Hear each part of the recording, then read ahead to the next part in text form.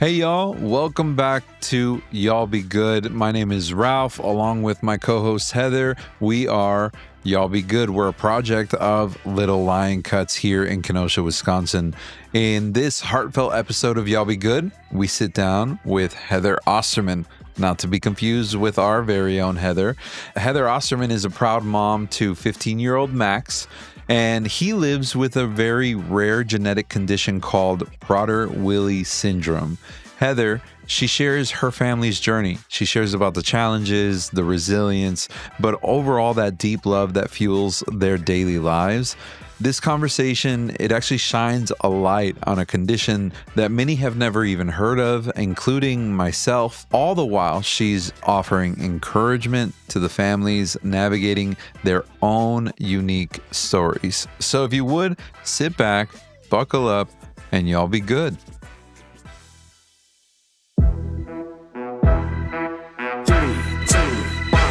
Let's go.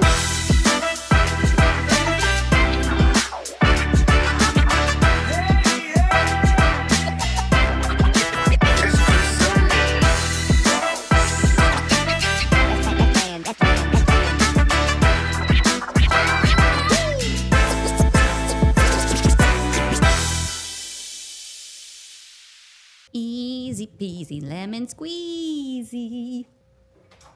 Oh my God, it's so professional. Hi, friend. Come on in.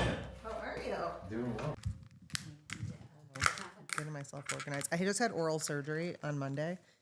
Oh my God. So I don't know if you can tell I'm like kind of still swollen here. No. My hair will cover It's a it. good thing it's on the other side. Yeah, I know. I was literally like a chipmunk, and I was like, oh my God, I wonder if I'm going to have to cancel because I could not talk. I was much more involved than I thought it was going to be. Oh. But I was like, it'll be fine.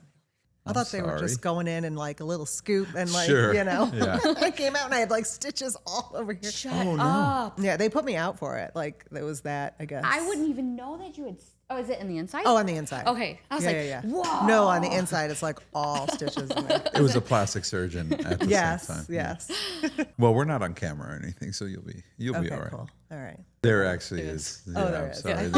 The little guy. It's okay. It's just a little guy. I figured because some people like to watch some people. Yeah. Well, and if you can't hear, Yeah. Right. you can watch and listen. Right. We've Or noticed watch and there see. has been like a little bit of a, not even 50-50, because a lot more people listen, but a lot of people who can't just focus on listening, Right. they need it on in the background Right. or on a TV. So Like I do a lot of listen to a lot of podcasts, Yeah. but I do it on YouTube, so I do like to watch.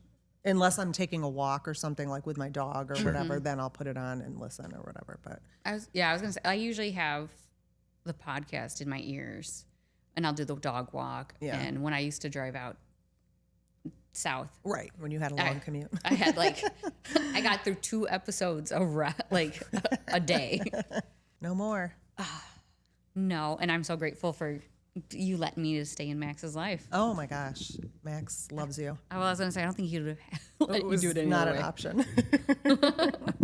I actually thought he was gonna be like, "You're going to see Heather without me," and he was gonna like demand to come. Oh my God. But he didn't because I said it was not a haircut. It wasn't about him, Yeah. and whatever. So he's like, "Well, what am I gonna do?" So my mom is out. They took him to the arcade, Oh, nice. so they're keeping him busy. Here in town? No, he's out by us. Oh, okay. Yeah. So we brought you in today because you have we have a lot of special people in your life. I love your whole family. Oh, thank you. But Max, I've been doing, I think, over 10 years. Probably. Yeah, I've been doing his hair for 10 years. And he's always been a character. Yes, he is. And He's made himself the mayor here as well. yes, he has. Everybody, We love it. who was it? Someone was like, I haven't seen, it was Ashley. No, Ashley M. Ashley M was like, I haven't seen Max in a while. Is he still coming? I was like, yeah, you're just not here. Right. So everybody knows him. And then he knows everybody. Yeah. We have to make sure we have hot water when Yeah. he's here. That's a mandatory. Yes. Like no- during the morning, we're like, like "Max." nobody used the hot Nobody water. uses it. Because Max is probably one of the only kids who likes to get his hair washed, right? Other kids like to get it washed, but he's the only one who likes it as hot as I do when I take a shower. Yeah, he likes it. That's how he gets that from me because I like it almost scalding. Yes. So it's like hot water. I once was told, I was watching like a TikTok or something, or a psychologist said that when you like your water that hot, that you usually have some psychological, emotional problems, Yeah. and and I was like, I don't care. I like my hot water. Yeah, if that means I'm crazy. That's fine. They didn't say crazy. They just No, said but you're like, traumatized. Yes, that There you you're go. like you're torturing yourself or something like that. You feel. I know. I was like, penance of Right, some sort. right. Okay. So then Max has, it's just called a syndrome, right? yes. So some people call it a disease, but it is syndrome. So it's called Prader-Willi Syndrome, and it was found actually officially became a diagnosis in like the 1960s by two scientists called Prader and Willi. I think they were like German or something. So that's why it became Prader-Willi syndrome, just based on the scientists who discovered it. It's basically a spontaneous deletion in the 15th chromosome. So, when you're in utero and you're getting all your little chromosomes and everything, one side, it's usually a paternal, so the father's side on the 15th chromosome just deletes for whatever reason, so it's not there. And if it actually was, just side note, if it was actually a maternal deletion, you would have Angelman syndrome. What's that? So it's, oh God, I can't remember the actor. So it's more like, so with Prader-Willi syndrome, you have very low tone, slow digestion, a lot of, I'll explain more about that, but the Angelman is almost like the opposite. You have more like rigidity and different things, but it's just interesting that, because that one's kind of more, I won't say popular, but it's commonly known one than Prader-Willi. Prader-Willi is about 1 in 15 to 30,000 births. Dang. Yeah. Wow. So it's not very known. It's not really very studied. It's hard to find doctors to have in your day-to-day care because it's medically complex. So there's different ways to, I don't want to say get Prader-Willi syndrome. It is a deletion in the 15th chromosome on the paternal side, but in about 70% of the cases, you would find it if you did. So Max was in the NICU. Most kids who are born with Prader-Willi are failure to thrive when they first come out. They're not breathing. Max didn't want to come out, so I ended up having an emergency C-section. Came out, he wasn't breathing. The team came in, resuscitation, the whole thing, and so then they took him to the NICU, and obviously he's okay. Yes. But there was a lot of tests around and things like that, and so they did that microarray where they looked for anomalies or things that were going on with his genes, and nothing came back. So we looked for other things. Now, knowing all these years later, he had all of the traits for Prader-Willi. The doctors probably should have said, this looks like Prader-Willi. Yeah. You're in the NICU at Lurie's, they should have probably tested for it. Then the other, about 30% are called uniparallel dysautonomia. I never can pronounce it right. But basically, the paternal side is there, but it's silent. So it's like showing that it's there, but it's not actually functioning. So the maternal side duplicates because it thinks something's missing. Oh. And so it just makes it more hidden in order to find it because of the way the genes look when they're running these tests. So it's just a bunch of scientific gobbledygook. Yeah. But, so because he was in the NICU with failure to thrive, couldn't eat on his own, all this stuff, he was in there for about 2 months.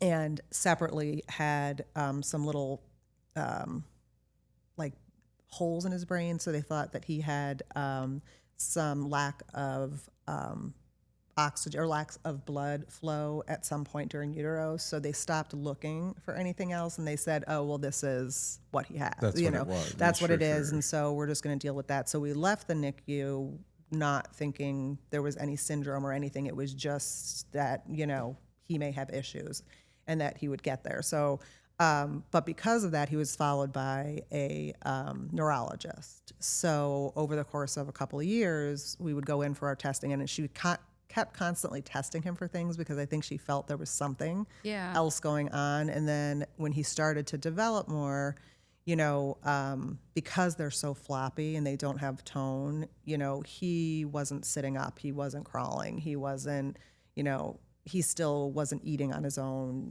He ended up with a G tube in his stomach, Okay. so that we could feed him that way, and then we would have like food, training to like work on his sucking because he just didn't have enough strength in his like actual cheek muscles. He always looked like such a sad baby, and I always thought he was so sad, but it was because he didn't have the muscles To make the smile. So now, of course, you would never know. He's like the No. smiliest, thing in the world. Yeah, he's so positive. So positive. But through all that, when he was almost 2 and just everything that she was seeing, she's like, I want to test him for one more thing. And I was like, yeah, whatever, because you test him all the time. And so she said, well, it's some kind of like grazed over it because we weren't really sure he had it or not. And she's like, well, this thing called Prader-Willi Syndrome. And, it's just, we won't get into it now, but it's one of those things that it gets harder as they get older. And I was like, all right, whatever. So lo and behold, a few weeks later, the blood work comes back and she calls me and says, I'm not sure if you had a chance to, look up anything about Prader-Willi Syndrome. I'm like, I didn't even like give it a second thought because I thought it would be negative. And she's like, well, he has it. So I sort of, was kind of like, holy moly, cow, what is this? So of course went online, did all the things you're not supposed to do, and all this list of like horrific things of, like he'll never do this. He'll never do this. He'll never do that. He's, going to eat himself to death by the time he's 20, because one of the main things, I want to say hallmark, I mean, there's a lot of medical things that go along with it. And, he has a lot of kids are on the autism spectrum. And, but one of the main hallmarks is that with that 15th chromosome not functioning, the hypothalamus, which is in your brain, and that is the center for your hunger and your satiety and also satiation, and also your blood temperature regulation, like all kinds of things. And with that not functioning, he has no idea when he's full. Wow. So he's very, I put this not lightly, but he is very preoccupied with food. Like it is from the minute his eyeballs are open to the minute they close, all he talks about and thinks about is food because he's hungry all the time. Because he that it's so important for us to portion him and control what he eats, of course, and how much he's eating, because he could literally eat himself to death. And the really awful thing about it as well is that because it's low tone and all that stuff, all of that comes with it.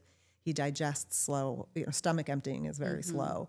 And digesting through your system is very slow. So he actually needs a lot less calories than the average person because he's not processing his food in the same fashion. So, if you and I were to do the same workout and you lost 500 calories, he might lose 150, 200 calories, Oh my gosh. So there's this whole sick kind of joke that goes with it, which is that he wants to eat. He can't eat. He feels he's starving to death. And it preoccupies pretty much. Yeah. Well, and you would never know, because like I am someone who likes to overindulge. And when I want something, I get crabby. But he's never crabby. He isn't, but there are times where, and like coming into to here for like these snips, no one would ever like really realize that. But if you spent the day with him, his preoccupation about what he's going to eat from the minute he wakes up, I mean, if we talk about, tomorrow after school, we're going to go to dinner because we have a party or whatever, from the minute he finds out about that, whether it was a week ago or it's the day before or the day of, all he wants to know is, when are we going to be going? What am I going to be eating? And now he's old enough that he understands.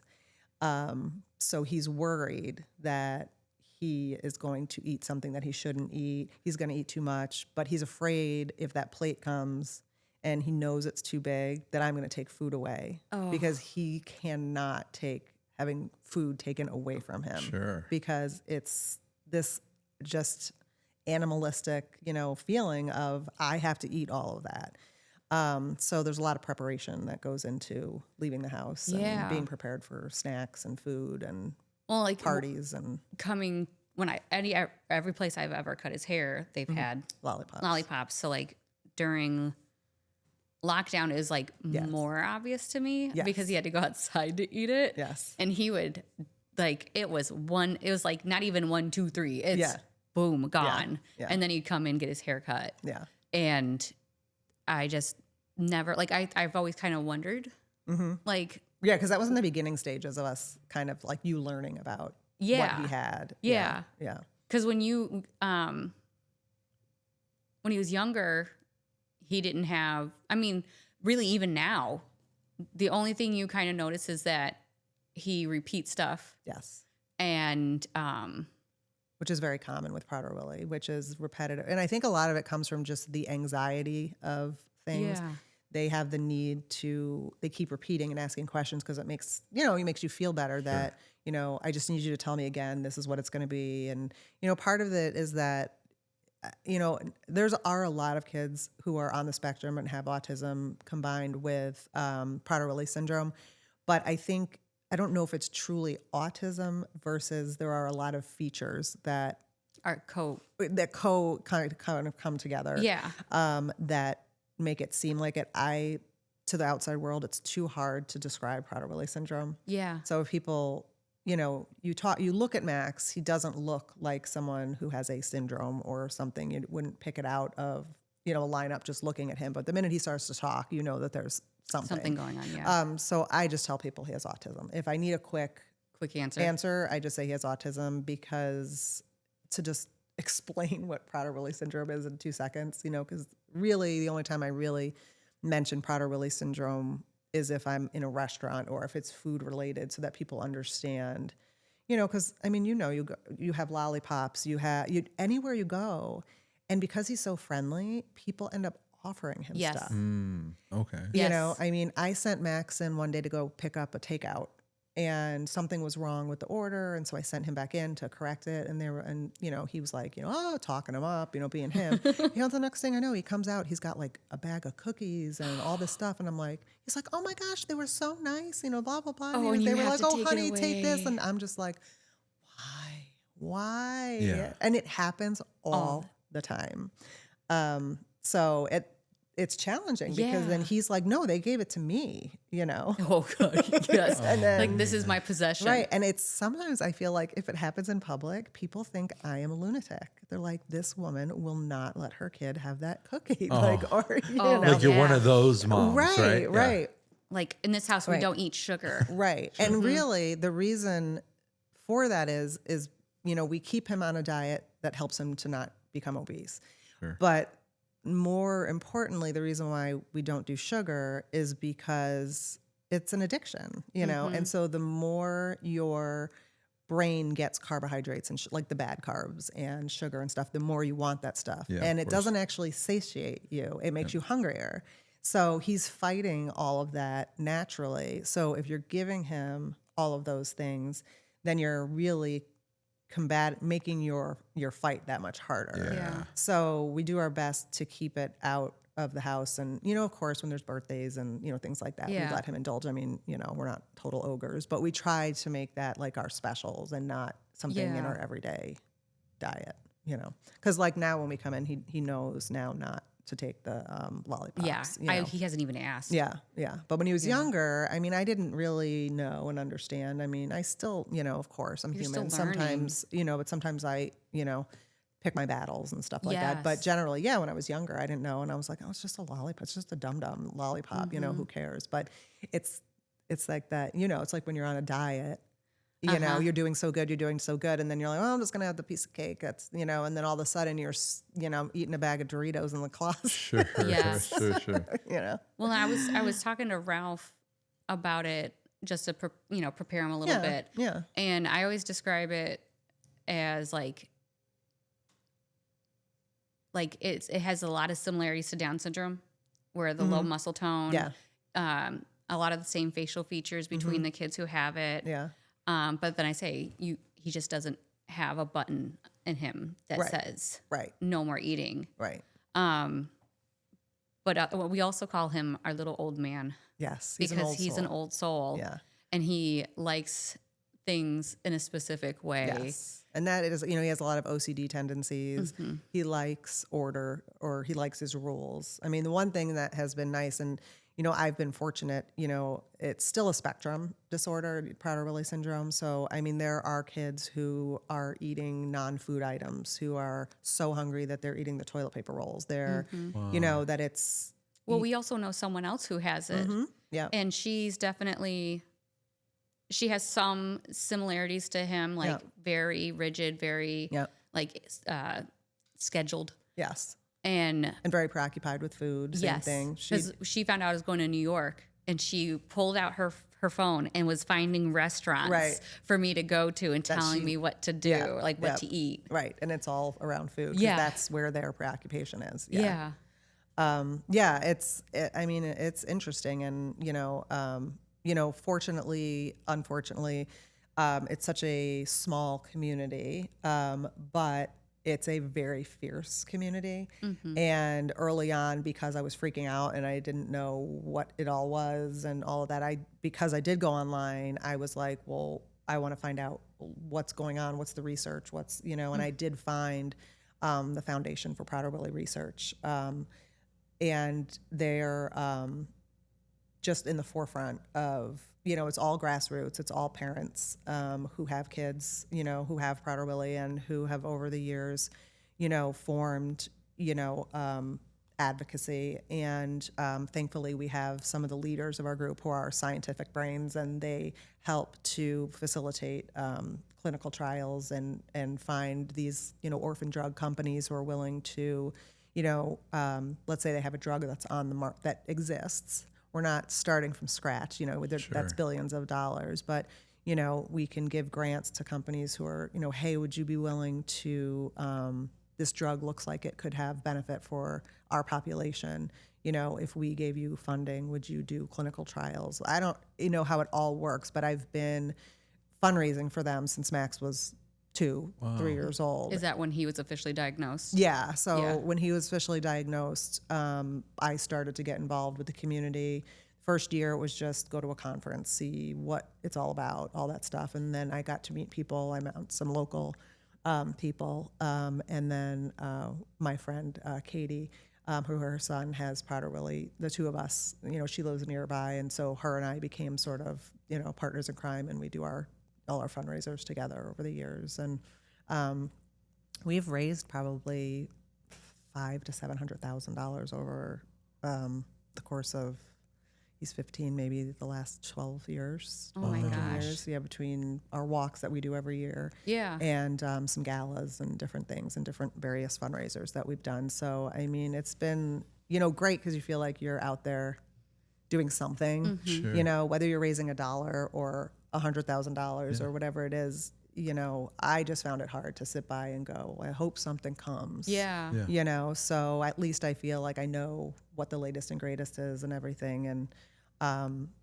with that, Max has been in some clinical trials. And this past, I think it was March, they actually got their first FDA-approved drug. It was being tested for like 10 years for hunger, because they've tested all kinds of drugs. And because none of the diet stuff works, because it's the hypothalamus in the brain, so if that functions, those diet things work, the shots work, all that stuff. But when that doesn't function, none of those drugs can we talked about that before with the semaglutides. They slow down your digestive system too. And he already has that. Yeah. So you don't want to be slowing that down even more. And basically, his body is functioning like someone who has on a semaglutide because of the slow digestion and the slow stomach emptying. But because the hypothalamus isn't functioning, it has absolutely no effect. Yeah. So it's like having the munchies while on the but like all the time. Right. Oh. Yeah. So, but he did just start this drug that has been FDA approved and supposed to really curb the hunger or the anxiety around it. There are, it's one of those things where it works for some, not for all. That's why we're still, raising money to do other clinical trials, and because that's the hardest thing to combat, we've only been on it a couple of months. It's supposed to be like a slow burn. It could take 6 months to a year to have it really, build up in your system and everything. So we're hoping that he'll benefit from it. You know? Yeah. So lots of side effects though. Max is the facial hair. So Yes. it's supposed to be that you can get like hair growth. Yeah. And it was really funny because Max has low testosterone and stuff, so we give him testosterone and everything to try to get him like where he's supposed to be and everything. And he'd been on the drug not that long, and we came in for our last haircut, and Heather's like, "I think I need to give him a little shave. He's got some like little mustache growing." And I was like, Well, and there was like a whisker, one whisker on the chin. A single whisker.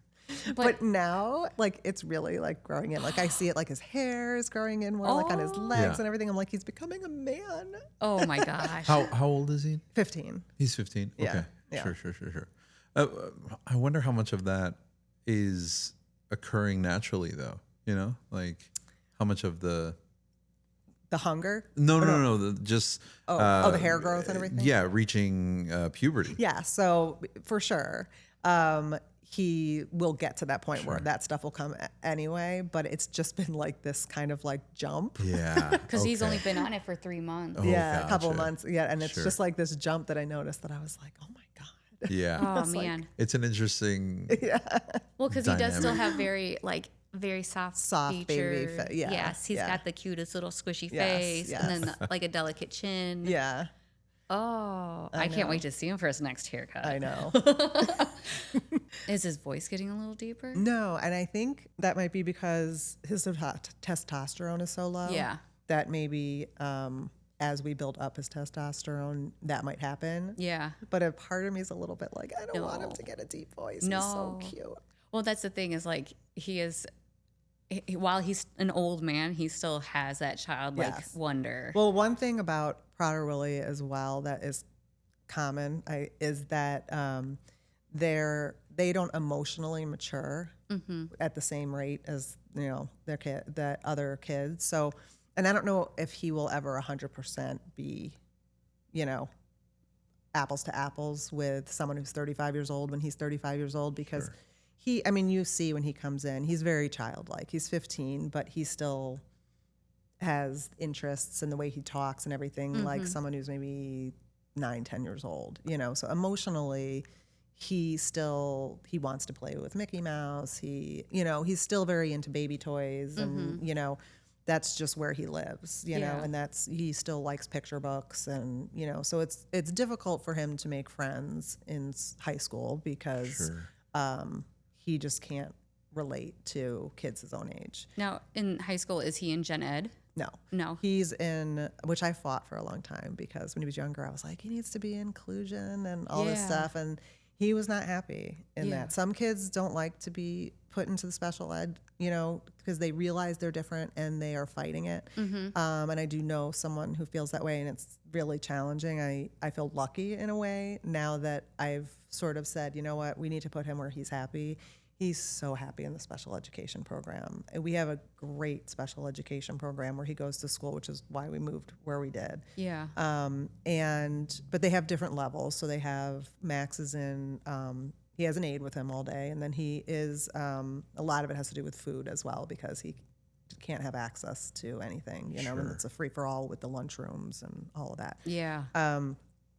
But he's in some things that are life skills, which are your basic foundational, classes. And then, some levels he's moved up, but he's still within a population of special education, but kids that are just at a next level up, with what their learning, capabilities are and stuff. Yeah. So, but he does push into gen ed they do have special ed PE and stuff, but physically he can, do the stuff for PE. So he goes to gen ed, but he goes with an aide because his processing is a lot slower. Sure. So, they'll be giving instructions, okay, we're going to do this, whatever. And then he will shut down because it's too much for him to take in at one time.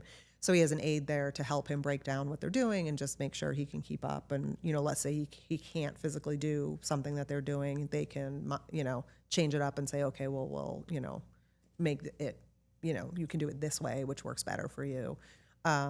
So he has sort of a teacher there with him to make sure he's safe. And but he does ceramics, but he has an aide with him because he has fine motor, gross motor, processing, which is very common.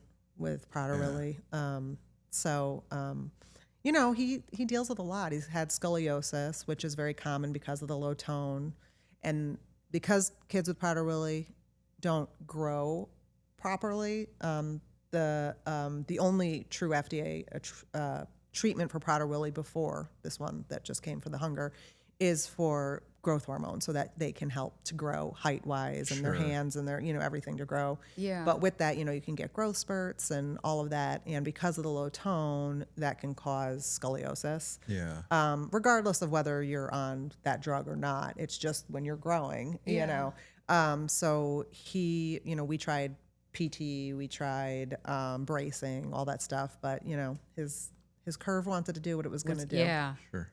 So he this past February just had spinal fusion. And now he's taller than me. I know. He grew a few inches in like 6 hours. Wow. It was crazy. It was so crazy. So he had the surgery. And then, you know, he's in bed for 24 hours and they get him up the next day and he stands up. And I was like, I mean, it literally felt like someone stretched him. Yes. Which they did, kind of. Yeah. But it was so bizarre. But, you know, he's fully healed now. He's doing great. He's back doing his horseback riding, which he does. Yeah, he does. It's called hippotherapy. Yeah. So he does therapeutic riding, but he had to be off of that for a while. Sure. But he's back on it and doing great and fully released. I bet he enjoys that. Oh my gosh. I would love it. I'm scared of horses, but he's been doing hippotherapy since he was like 2.5, 3 years old. So Really? he started on like a little bitty pony. Oh, And my now God. he's on like a regular big horse and Oh. doing independent riding. And I know it's so cute. Because I can picture baby Max right now. I know.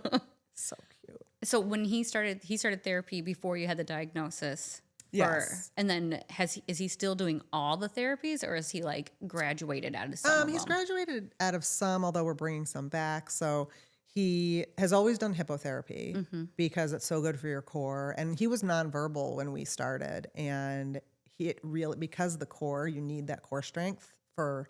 And when he started to ride the horse and everything, it actually helped his speech. Oh, wow. It was really crazy. So we've kept up with that because he enjoys it so much. It's a really good sort of like sport as well, you know, and it's helped him a lot and he loves it there. So we've kept up with that. He's always had OT. We had PT for a long time, but as he got older, it didn't seem that he needed the traditional PT, you know, and he gets it at school. He gets OT, PT, speech, social group. He gets everything at school. Yeah. So we let that go, other than we kept the physical therapy on the horse. But now that he's had the back surgery, you know, he's got some poor posture and kind of has some OCD things with wanting to look down at his feet while he's walking. So he's created like a kind of weird, it's almost, you know, he almost has his head held like a lot of the kids now do because of looking at their technology for so long. Oh, sure. So They call it cell phone neck. yeah, so he kind of has cell phone neck, even though it's not from that because he doesn't really do that much technology. So I'm getting him back into physical therapy to help, you know, with that. But that's just for something specific. Yeah. Well, and I don't think he could do chiropractic because No. he had to. He did that when he was a baby. We did do chiropractic stuff when he was a baby. They used to hold him upside down. Oh my gosh. Try to stretch his spine. Oh. It was cute. I wish back then I took videos of that stuff. I never occurred to me to do that back then. How big was he when he was born? He was 7 pounds. Okay, so he's like Yeah, normal. normal yeah, sized. yeah. He was just floppy. Like just I mean, floppy. literally like a limp noodle. wow. I mean, I know kids when they're born can't hold their neck up, but I mean, it was like, because you know, like when you swaddle, like babies kind of want to stay like just dead weight. floppy. Yeah, it's bizarre. So what would you tell a parent who has a child and they suspect something might be up with them? I would say if you have a child and you don't like the answers that you're getting, you have to keep going, even if you have to fire the doctors and go to another doctor, because I fired several doctors. I mean, even though Lurie's is a great hospital and I still have most of his doctors there was not a specialist in Prader-Willi, you know? So when we did go to neurology and I did get that diagnosis, I found, you know, then you change over to, and I love our neurologist because she's the one who found this and kept looking for him. Yeah. But then we changed over to endocrinology, and that's the person because it's your hormones and all these different things. It's just a different doctor. And they didn't understand the syndrome, and they didn't understand the importance of getting on growth hormone right away and what the blood levels should look like and how to, really manage that as they got older. And I would fight with them all the time. And when I went to conference, I found the specialist who's based out of the University of Florida, who I know I've told you I go and travel down to see Dr. Miller in Florida. And she's like the leading endocrinologist, and she does a lot of the clinical trials. And so when I went and saw her at the first conference, I was like, how do we become a patient? And she's like, I just need to see you once a year. She's like, in person, and then, everything else is telehealth, email, phone. And she's like, if your insurance doesn't, and she's like, I know it's a big ask to have you come down here. She's like, but like if insurance doesn't cover you coming to my office for clinic, we'll charge you like $40. Like, I mean, Oh, they wow. just charge you what a copay would be. She's like, Yeah. I'm never going to turn away someone with Prader-Willi syndrome. Well, because And it's so rare. And if you're willing to go down there and do that, Yeah. So, we sometimes have to scrimp and save in order to go down there and do that. But, initially I tried using an endocrinologist here and said, will you confer with her? And she will. But at the end of the day, the doctors here have to let go of their egos, and they have to be willing to defer to another doctor, which a lot of them aren't. And it just was always a battle. So, you have to keep fighting, and you have to figure out, and the other thing I would say is, if you are a parent who gets a diagnosis, when we first got our diagnosis, we had to go to see a geneticist because it's a genetic disorder.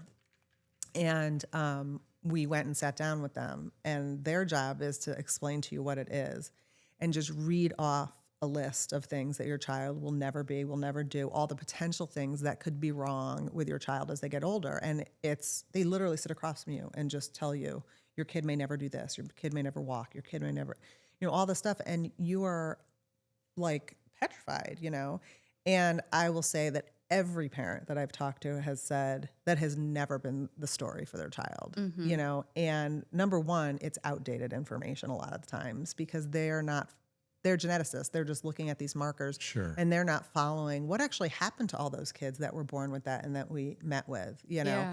And whatever the doctor tells you up front is not your story, and is not necessarily the future for your child. And a lot of the future for your child is you digging in and saying, okay, what is it that we need to do?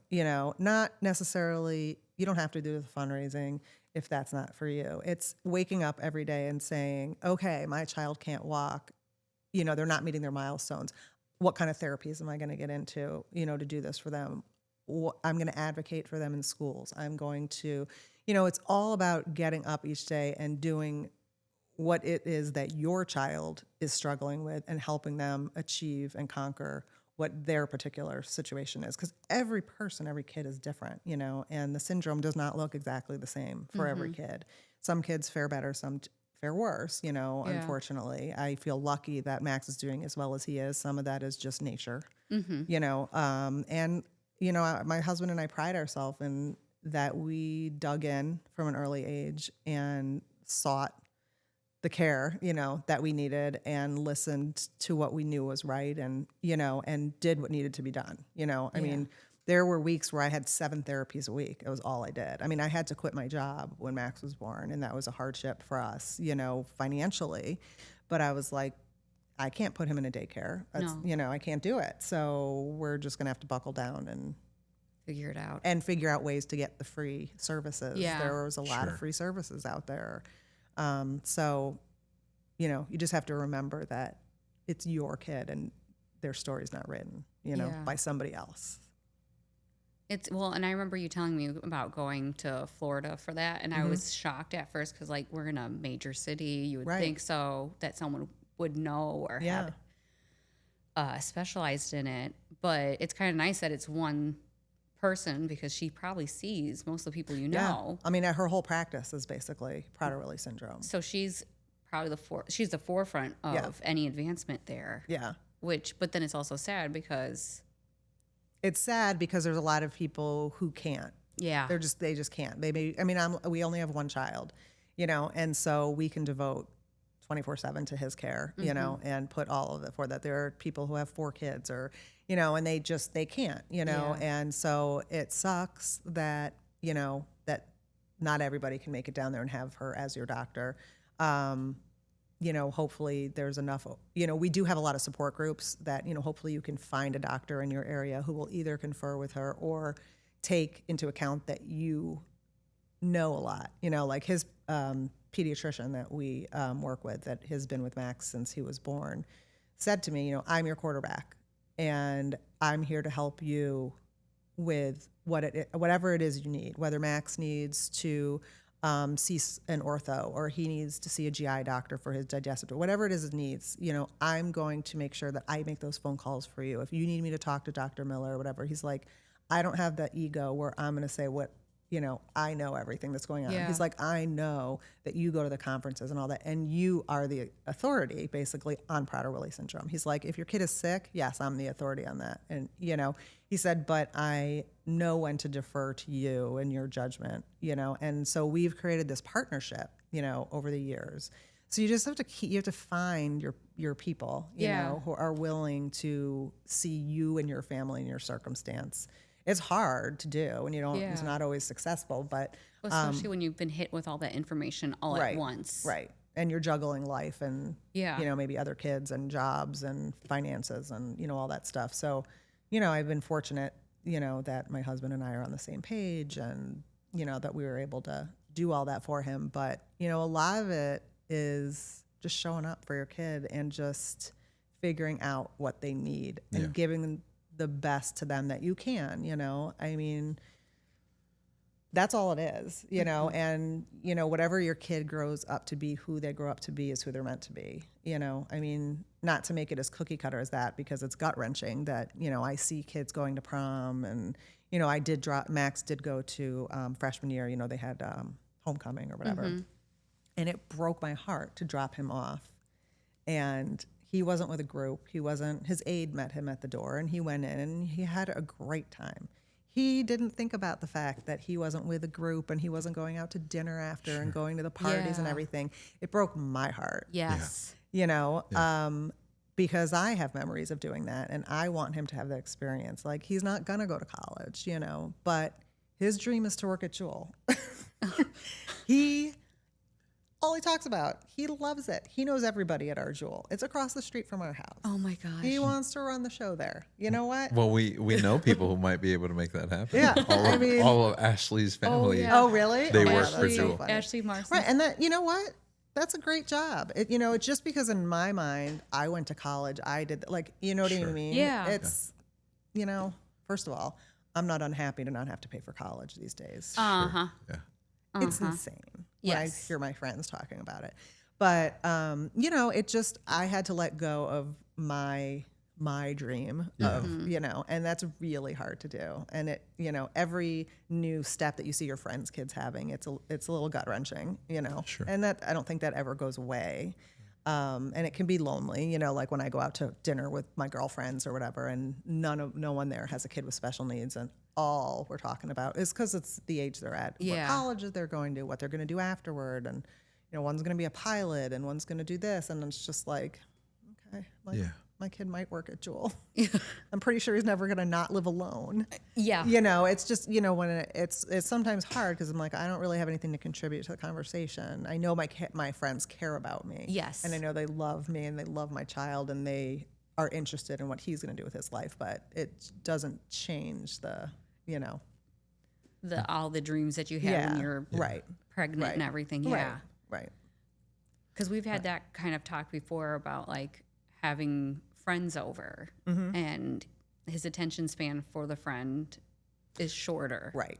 So it's like, okay, well, bye. Right. And then, because I was going to ask you, I know he likes Mickey Mouse. He's been Mickey Mouse for every Halloween. But and then I guess the hippo would be his other interest, but it's just working at, what else does he bring to you? But he loves swimming, loves water parks, loves roller coasters, loves all that stuff. He hasn't found a friend who is into exactly the same thing, but he has made a best friend, a little girl who she just became a freshman, little Evelyn, who is just the cutest thing in the world. Oh. She, they're both in the special education department, and they. I always her mom and I joke that they're like boy and girl versions of each other. Totally different diagnosis, totally.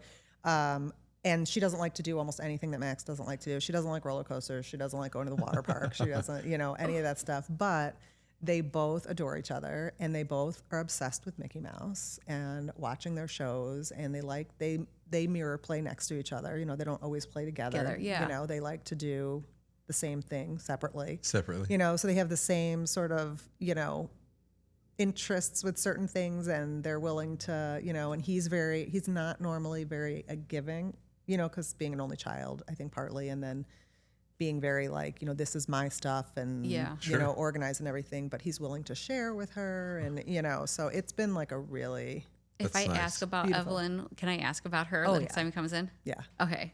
I don't want to like. It's his BFF. It's. to call her. I love that. So I that's love been that. really, really nice. And she just came up to be a freshman, so that's kind of nice. They're in Yeah. the same school.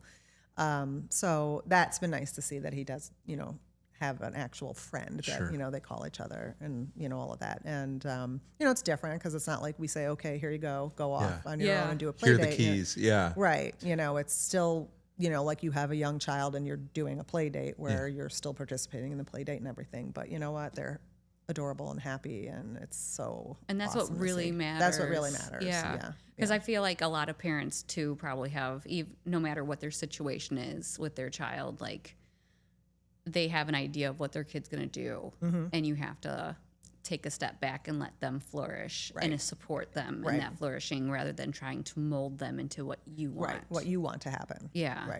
Right. So so we're letting Max lead the way. I do, he's an only child. We don't really have any long-term, there's nobody in our family that we can say when we're gone, who's going to take care of him. That's the other thing that's hard when you have special needs and then you don't have siblings, or not that siblings are a guarantee, but, so, Steve and I often talk about what's going to happen someday. So, now that he is getting older, we're slowly starting to bring up the conversations with him about group homes, and not putting it to him that it's a group home where he's not going to be having independence and whatever. Just that you might be living with friends and you'd Like be a living roommate away. situation. Roommate situation. But and he said, who's going to feed me? Because, the food and who's going to care about me, and who's going to, when you're gone. And I said, when you're older, you may want all that independence and everything. I said the natural thing is to move out, not necessarily to live alone. You don't have to have your own house. Sure. You can have somebody that cares for you and everything, but you can still have a level of independence from mom and dad. So we're trying to prepare him for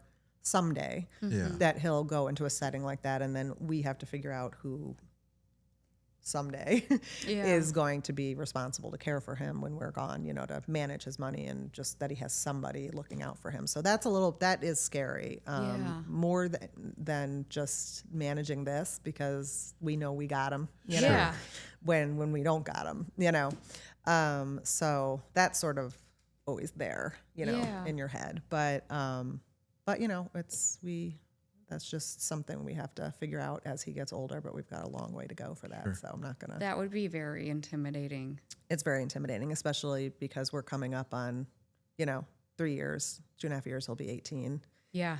We have to figure out, based on what his intellectual ability is, which technically he has a very low intellectual disability. That's how the state, when they test him, says that he is intellectually disabled.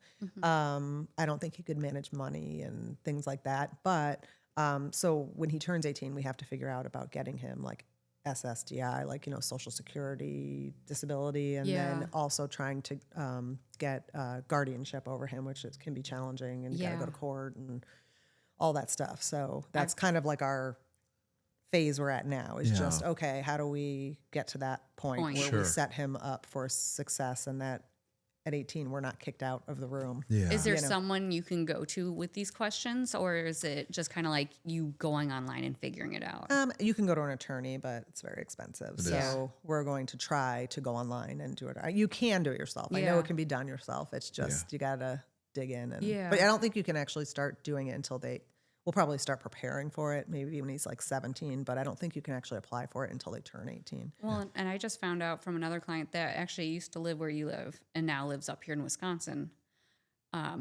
The guardianship does not transfer from state to state. Oh, really? Yeah. So they have to do it all over again, and which is slowing down certain things. Yeah. And then getting him into places and managing his money mostly. Yeah. Yeah, because, I think, and I don't know, and every state is different, but I think, you can apply for, like, if Max does go into a group setting someday, I think you can get government aid for that, because I can't even imagine how much money that is, with all of that. But yes, none of that transfers state to state. So if we moved to Wisconsin, we'd have to apply for all of it. Yeah, all over again, so that you get the Wisconsin money for whatever that is. And well, I think they said part of the reason they came up here was there's more resources for them up here. yeah, there's actually a big Prader-Willi community, like it's called a Economawalk. Yeah. Right. There's a huge Prader-Willi homes up there. And Oh, everything. Really? wow. Yeah. That's probably one of the larger ones is in Wisconsin. Yeah. Which, I don't know how that came to be. But unless the community just, early on was able to forge that. They have housing and all kinds of stuff. So I mean, it is kind of nice that it's in proximity to where you guys live now. Yeah. So there's a couple of homes in Illinois that are so from what I understand. Mm-hmm. But, they only take like 4 kids, know. So, and it's also finding matches for your kids. You want them to, if they're going to be living there, you want to find compatible people that they're going to be living with, and all of that, and given that, and then and even when you're getting your own roommates, you find out the hard way, usually from experience, right. And you have to trust who's in charge of that house, who's caring for them, and all of that stuff. So so it's a lot. But when has Max been to any conferences since he was little? No, we never brought him to a conference, just because they have actually in some of them they have kitty care or whatever. Yeah. He now that he's old enough, he could probably be like a helper at it. But at night it was kind of nice because it's, they're really long days, and a lot of information download that, all the parents like to go out and kind of have a good time. Yeah. So it's like we like to go out and decompress and stuff. And, if you bring your child, you can't really do that. Yeah. Then it's like, okay, I just heard about Prader-Willi for 8 hours. Now I'm going to go live Prader-Willi for the rest of the day. Oh, 100%. Yeah. So, and you need that community too. Yeah. I mean, it's been huge having the community, because that's how I've met most of the community is conference early on, is that, you meet people and then you go out at night, and next thing you know, you're like in the trenches together. And social media, Facebook has been amazing.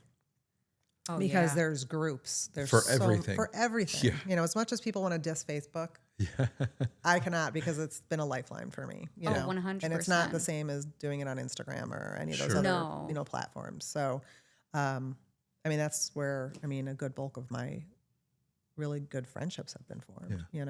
Now the other boy that has it, how old is he? So Max is 15. I think he's 13. He's 13. Okay. Yeah. He more understands the disability and is not that happy about it. Yes. So he fights being a part of the community more. Oh, sure. Yeah. So it's hard because he wants to be in the gen ed and with all those other boys and everything. And,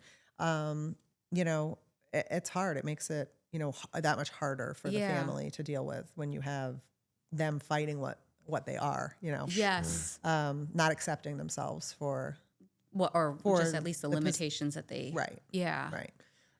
So it's challenging. So, you guys know Max, he loves his life. He knows his life is hard. He, does talk about it. He does talk about what's going to happen to him when I'm not here. He understands that stuff. So that'd be he's an old soul. It's very difficult conversations to have. He does worry about it at a very young age. But at the same time, he loves his life. Could not be happier. I mean, granted, he doesn't have a lot of friends his own age and, that kind of life, but he loves his adults and he loves camp and loves school and, Oh, yeah, because he goes with all my other buddies. Well, and you have such a great support group.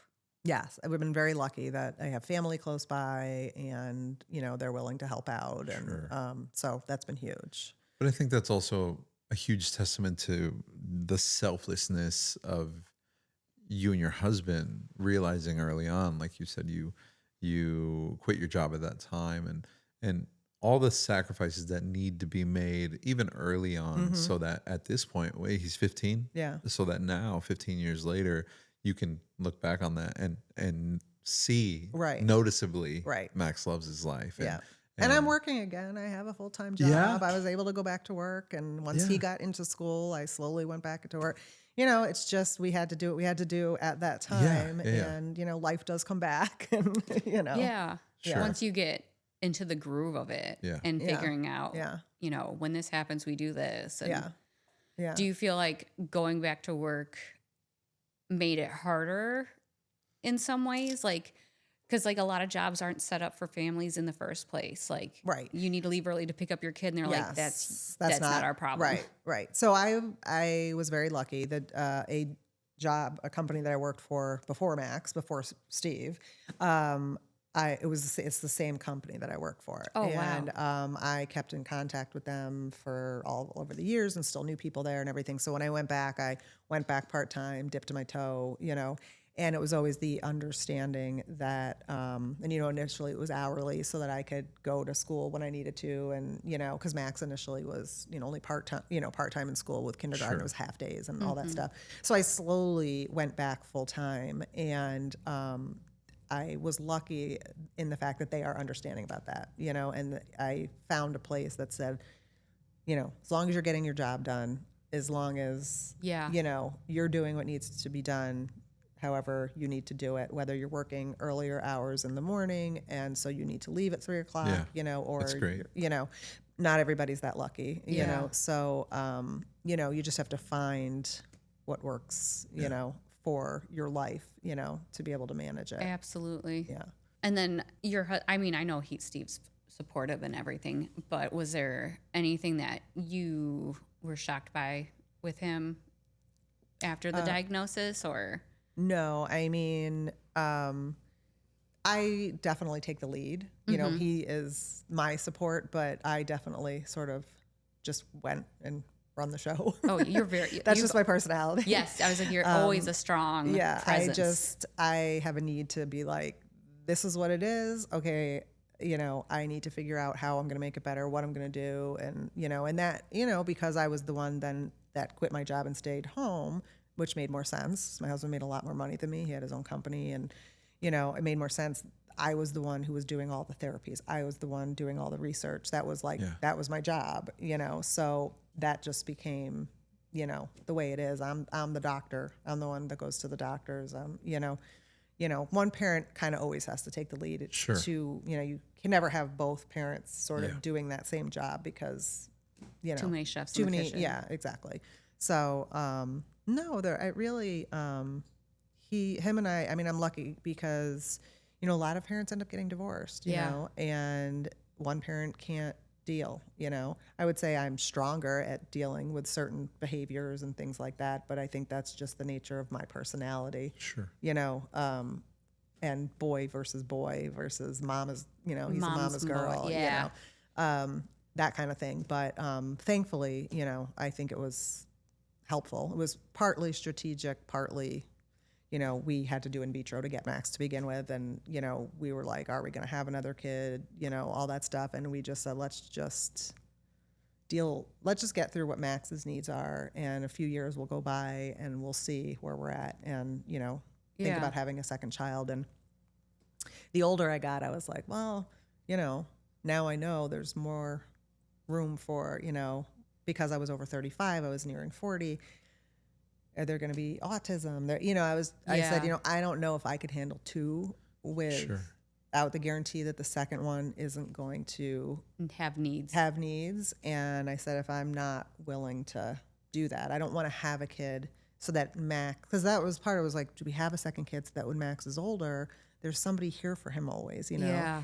And I was talking to one of my doctors about it, and he's like, you know, there's no guarantee, number one, that kid is going to be able to provide that, or that they will want to provide that. Yeah. Don't have a kid for a reason. Only have a Yes. second kid because you're desperate to have a second kid and you want a second kid.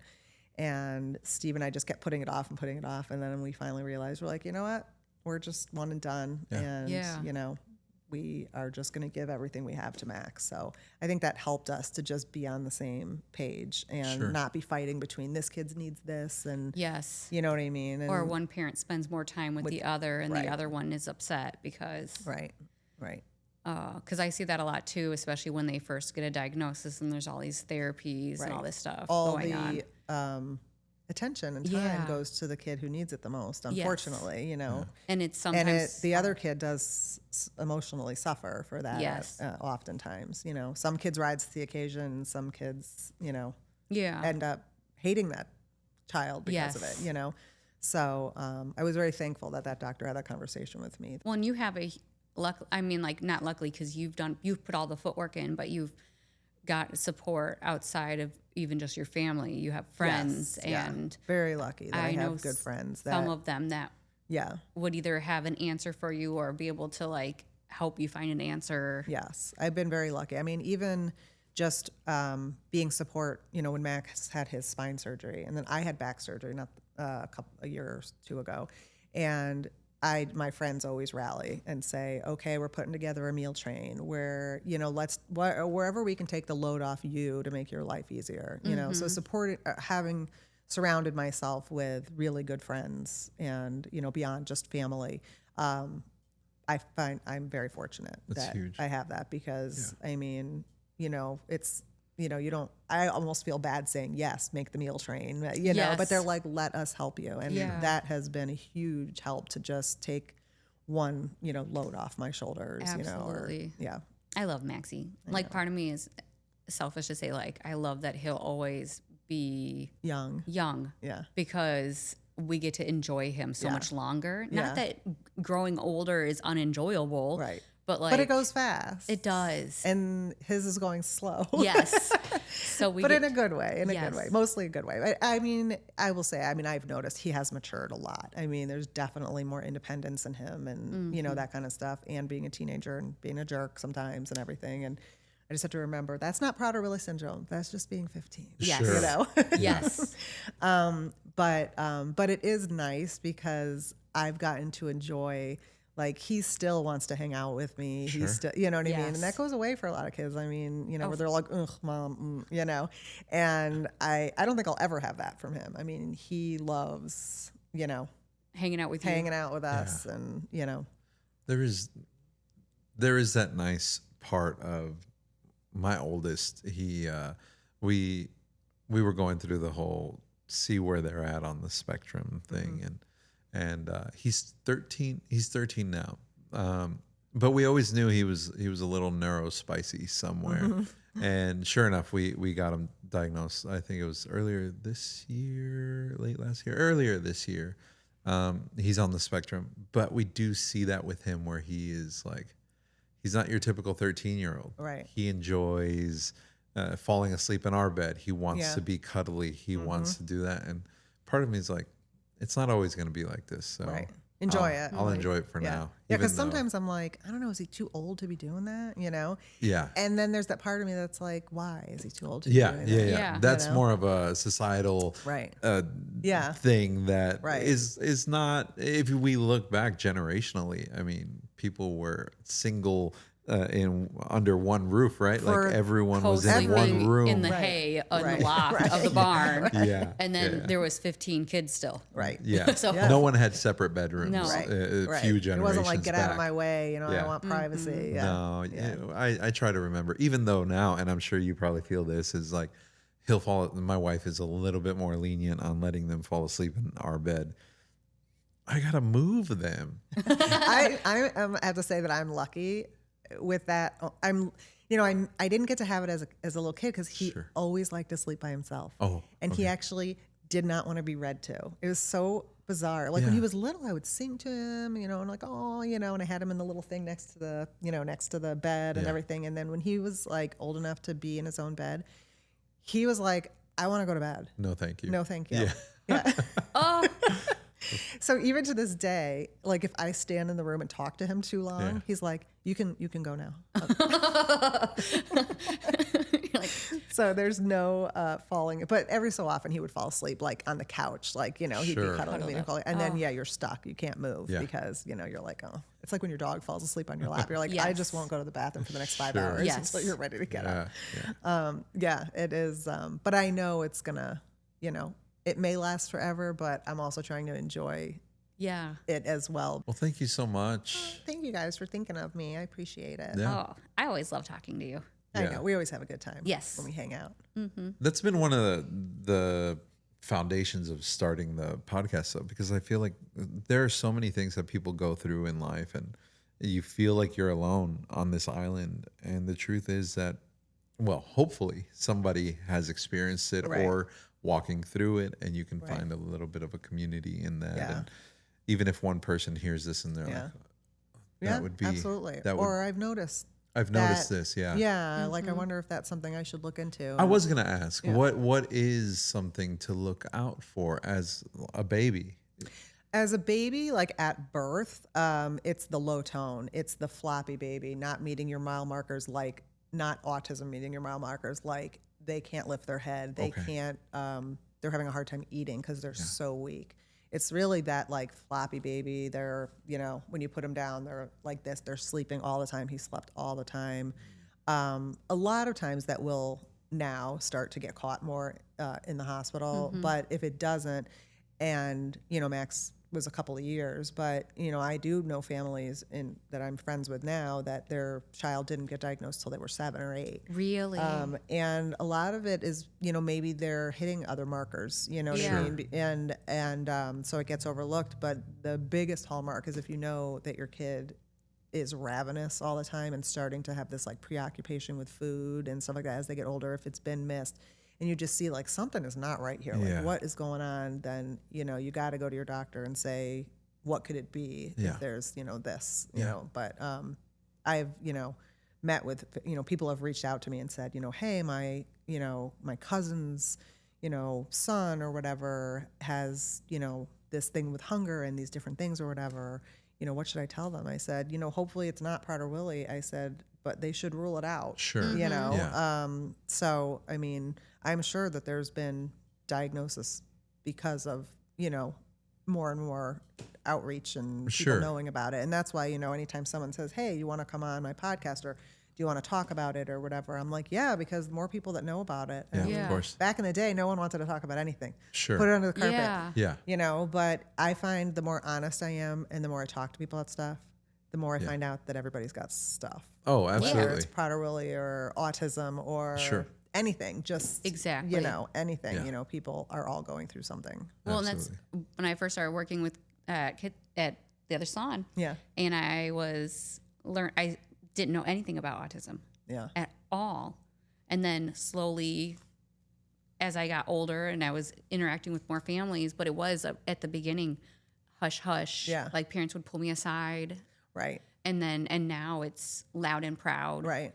There's another family that you might know them, but I learned so much from their daughter because she is a very good advocate for herself. Yeah. And explaining like, Max has become a good advocate Yeah. for himself, very good advocate, even at school, and he has no problem telling people what he has and what he needs, and that's huge. Yeah. I mean, because you don't want kids. I know people who say, when we went to the school, we don't tell them that they have anything wrong. We just want them to go in and have the same, as Sure. everyone else. And I'm like, why? Yeah. Why shouldn't they get the accommodation? Why shouldn't they get what they need to be as successful Exactly. as possible? Yeah. So it's all what you. well, and the advocating, he went into the back to say hi to Vanessa and she had pretzels and he come out. He's like, can I have one? Yeah. Like, Thankfully, he asks. Yeah. Yeah. But Usually I try to preface, like when I go in places, like when I bring Max to work with me, I tell them to put away all the snacks. Like out of sight, out of mind is better. Is that something that he had from birth, or is it something that developed? It develops over time. Okay. Yeah. And unfortunately, as they get older, that's why that neurologist said it gets harder when it gets older. And I didn't know what she meant at first. It's because, you know, when they're younger, they go through stages of hunger until they get to like full hyperphagia, what they call the full like hunger. Where it becomes truly unrelenting. And, you know, you lose a lot of your controls because they're out of your house, you know, and then going to school, I mean, there's parties, like even at a dance, they've got food out, they've got, you know, it's just harder to control. Yeah. 100%. Sneaking and, you know, having eyes on them and all that stuff. So. Is that how most people get diagnosed then if they're older and they get diagnosed, do you think? If they're older and they get diagnosed, I think it's a lot of times because of the hunger or maybe just they're not... you know, they get obesity, they get, you know, and, you know, a lot of them will have a lot of medical issues and stuff like that. They end up with, you know, a lot of kids who do get truly obese and all that stuff, they will end up with type 2 diabetes. They'll end up on trachs because they can't breathe. You'll have breathing issues. You know, you basically die from the obesity, you know, related stuff. So, you know, I think as people get older, there are symptoms that maybe they just continue to test for. But I mean, there are people who probably even missed their whole lives. Yeah. Because people get, you know, they're just fat. They can't stop eating. Yeah. You know? Wow. And that's I just watched that, what is it called? The Biggest Loser documentary. Oh. And it talks about, you know, being overweight and people just being like, just put the food down. I know. But it's like you it's said, not that easy. It could be something else. Yeah. Well, thank you guys so much for having me. Thank you. Appreciate it. Yeah, of That's course. fun. No, thank you feel for so making the official. trek Doesn't out. it? I know. It feels so cool. Let's go.